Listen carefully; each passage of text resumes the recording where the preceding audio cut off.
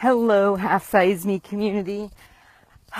I just need to share something with you. I woke up this morning and I got the most just heart-wrenching email from somebody who, beautiful woman, beautiful inside. It came through in her writing.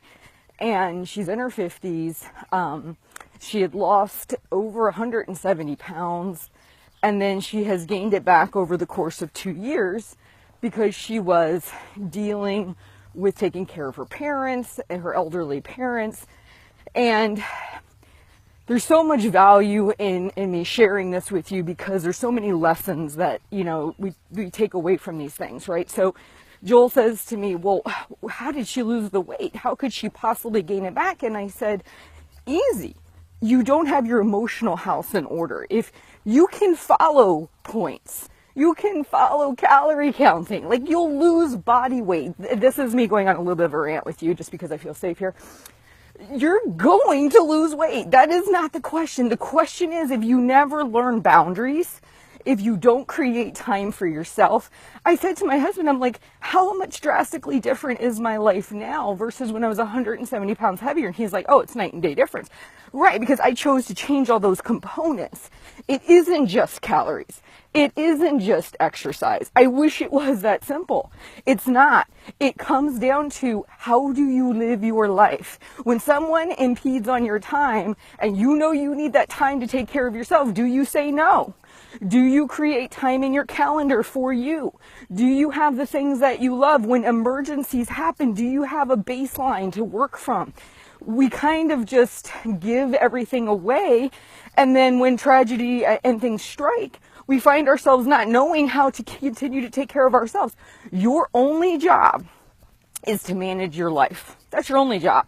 You're the only person who can manage your life, taking care of you, getting you dressed, feeding you, putting you to bed, making sure that you're getting enough physical activity, making sure the things that make you happy, the things that make you say hell yes, the things that make you smile, those things should be in your day. You should not wait for somebody, a husband, a kid, a friend, to know to do those things for you, because they don't. They're not you. Their life, your life is not theirs to manage.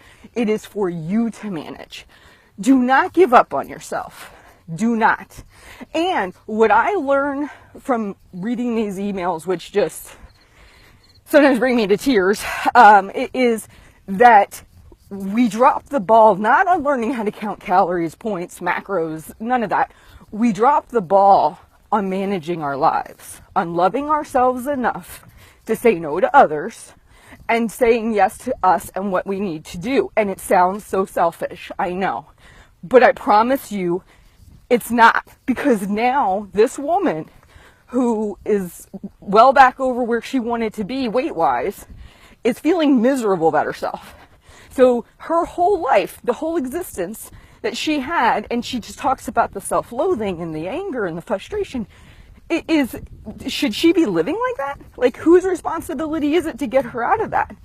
And I share this with you because I know it's easy to get lost in I lost X amount of pounds this week, I'm following this plan, yada, yada, yada. I know that. It's easy to get lost in those details, but I promise you, if you don't look at your life holistically, if you don't make plans around things like having to take care of your parents, having sick elderly people, having young children, if you don't learn how to create boundaries and time for yourself, then even if you lose the weight and things happen, if you drop the ball on taking care of you, it is easy to gain the weight back.